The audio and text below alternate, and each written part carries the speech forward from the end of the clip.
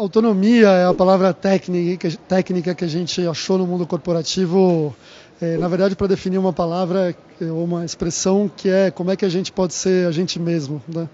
E isso, antes de ser importante para você ser feliz no trabalho, é importante para você ser feliz na tua vida, né? Existe um estudo, por exemplo, aí de uma enfermeira, acho que australiana, que convivia aí com pacientes terminais, e o motivo maior de arrependimento desses pacientes não era ter trabalhado menos ou ter passado mais tempo com a família e com os amigos. O que eles declaravam, em sua maioria, é que eles se arrependiam de não ter vivido uma vida mais para eles mesmos, onde eles tenham se implementado, né, tenham se conhecido e vivido a partir do que eles tinham se autoconhecido, dado liberdade para ser eles mesmos. Então, se isso é o que nos faz mais feliz na vida, no trabalho não é diferente, né? Você vai ser feliz, mais feliz num trabalho onde você pode ser você. Isso significa se expressar do seu jeito, não usar uma máscara, você é de um jeito com a sua família, de um jeito com os amigos, de um outro jeito do trabalho. Não, quando você é integral, você é uma pessoa só, se veste do mesmo jeito, se você tem mais facilidade para trabalhar à noite do que de manhã, você se conhecer, se respeitar e ser você. É isso que vai te produzir mais felicidade aí no trabalho.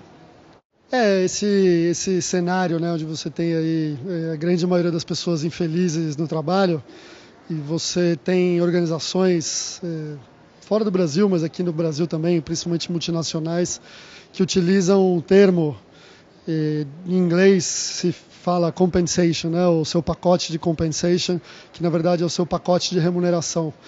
E essa palavra compensation, que significa compensação, se você vai no dicionário e olha o que isso significa, é muito,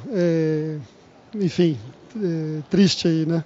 Senão seria engraçado. O significado significa,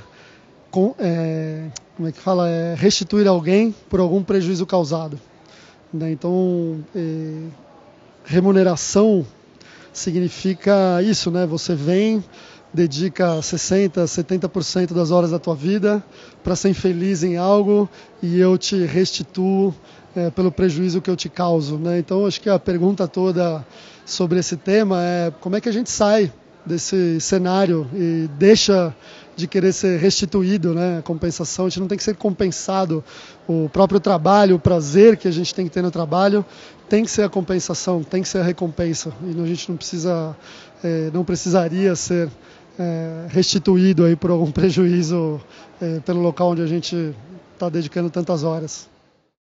Por que falar sobre isso? Primeiro, eu já fiz um cálculo que o ser humano passa aí pelo menos entre 60% a 70% do seu tempo no ambiente de trabalho. Então, é um tempo considerável e relevante aí para a gente ter uma compreensão sobre como é esse tempo, como a gente utiliza esse tempo na nossa vida.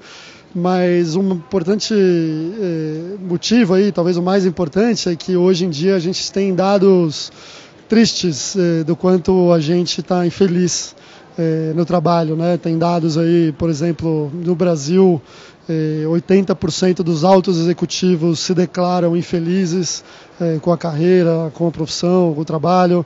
Você tem dados, tanto nos Estados Unidos como aqui no Brasil, de mais de 60% das pessoas se sentem desengajadas, né, que é um termo politicamente correto para falar que não está feliz, né, no trabalho. Então, se é tanto tempo da nossa vida e a gente está tão infeliz, não tem nada mais prioritário para a gente falar do que sobre isso.